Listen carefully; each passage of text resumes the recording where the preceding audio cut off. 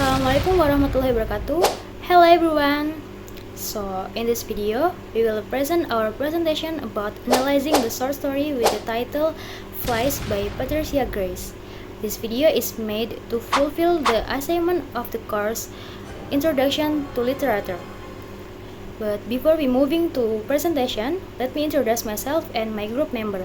My name is Eva Cynthia Nur Rahman and my group member is Fatima Zara and Khaira Rizky Amalia. So let's get started. In this presentation, we will discuss about first author biography, characters, story plot, point of view, and setting. First, I'm gonna tell you about the author biography. Patricia Grace, a well-known New Zealand writer, she had a big deal in non-fiction. Born in 1937 in Wellington, she had a Maori dad and a European mom that identified strongly as Maori. She was part of a few Iwi clans, started off as a teacher, but then dove into writing while taking care of her 7 kids. Her first book, Loyariki and Other Stories, came out in 1975 and won a cool award. She kept telling Maori stories in books like Mutu Renwa, The Moon Sleeps, 1978, and Patiki, 1986, which won a big New Zealand Book Award. She also wrote kids' books with her pal, Robin Kamkiwa, like The Kuya and the Spider, 1981. She always mixed Maori language and culture into her writing, which people love. Besides fiction, she wrote non-fiction stuff too, exploring Maori life in books like Earth, Sea, Sky, 2003, her memoir, From the Centra, A Writer's Life, came out in 2021, giving us a peek into her life and works. Short stories certainly have characters. So this is the several characters in the story. The first is Lizzie. Lizzie is a girl who plays with flies with her friends Mariana and Maggie. She seems responsible and organized in the group and pays attention to details. The second is Mariana. Mariana is Lizzie's friend who joins in playing with flies. She also actively participates in the play and has a skill for catching flies. The next is Mickey. Mickey is the boy who brings a box of flies and asks Lizzie for some cotton. Even though he has flies, he doesn't seem to care much about their condition. And another character is Carlotte. Carlotte is one of the kids who joins later. She leads the ceremony of giving medals to the flies as a reward for their bravery. The next is Danny Boy. He is a boy who also plays with flies and comes up with the idea to war with the flies as soldier. The next is Anna. Anna is a girl who also plays with the other kids. She is a part of the group that helps write message to be carried by the flies. And the last character is Erana. Erana is Anna's friend who also joins in the fly play and helps with writing a message. The plot starts when a boy, Mackie, showed his half-dead flies collection to his friends, Lizzie and Mariana. He asked them to get him some cottons in return for his flies. Lizzie and Mariana got him the cottons, but they want to get their own flies. Then, 2 girls went to the dunny or outdoor toilet that separated from the main building to get some flies. Trapped the flies with their hands and collected them in a jar. Next, Charlotte, Danny Boy, Anna, and Erana, the other kids have arrived and joined their friends. The author showed how to capture flies correctly.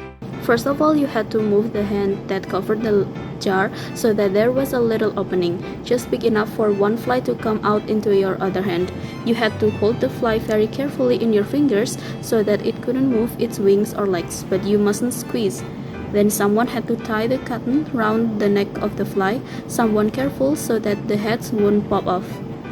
You could lengthen the cottons to see whose fly could go highest, or you could shorten the cottons to make the flies wild and crazy, pulling and buzzing for their lives. You could buzz your fly on someone's neck or face, which made you buzz yourself with laughing. You could even let your fly go for a second if you wanted to, then jump up and grab, but the flies couldn't go anywhere you didn't want them to go. Danny Boy suggested a war with the flies as the soldiers. They set rules such as teaming, and they were allowed a new fly if the previous fly died, but weren't allowed to stamp on the fly just so that they could get a better one. Charlotte suggested that the survived flies could have medals. The kids made the medal from the flower's petal and the cottons. They lined up, Charlotte gave a speech, and the kids watched their winner fly away. And then they went back to the rest of their flies and decided to write some message. They split it up to find papers and pencils. They wrote, "Help, save our socks, save our sausages, Juju lips, tin a cocoa, tin a jam, Danny Boy's got a big one, sip sip sip, Anna loves JB, CR loves TM, bite your bum, and Mackie loves Ma for dice." Remember their classmate Fordyce, who they described as someone who is not cool with her strange behavior. The kids once sent some flies with similar silly messages to kids, then tied the paper with messages onto the flies and made a convoy out of them. 6 kids were all laughing, watching their flies hardly fly away from them. This story highlights how a group of kids can find happiness from little things they do, such as collecting flies and making them go to war. Not only about flies, but Patricia wants to show us about kids and their friendship. Notice how these kids' gang were doing prank to their friends for dice. We may infer that they were a high schooler with their complaint about having to be in their class. We don't think this story has a conflict in it, rather than a sequence of activities of what these kids do with their flies, as we all already know that they then decided to just play around with these flies and in the end made the flies carry messages. This story contains a light story and is filled with light humor. It doesn't make us think hard and feel angry towards anyone. It is just enjoyable and suitable for everyone. The next is point of view. After we analyze the story, we know that the story is written in third-person point of view.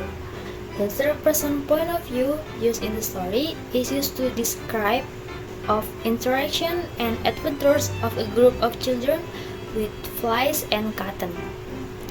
When we see the action from an outside perspective, we also give the reader an insight into what the character could be feeling or thinking based on their actions and dialogue. With third-person point of view, the reader can see and know what happens to the characters in the story without being limited by the point of view of just one character. This allows the reader to get a more full understanding of the events and happenings. And then I will tell you about the setting. Flies is set in a countryside or a small town in New Zealand. We can say that from 3 aspects. The first is cultural reference, in which the author Patricia Grace is from New Zealand and often incorporates Maori culture and reference into her work. The second is the activity and lifestyle, and the third is cultural imagery. And then is the time setting. The story doesn't mention a specific year, but it feels like it could be on 1960s or 1970s, judging by the absence of modern gadgets and the kids playing outside. And when the book was published in 1987.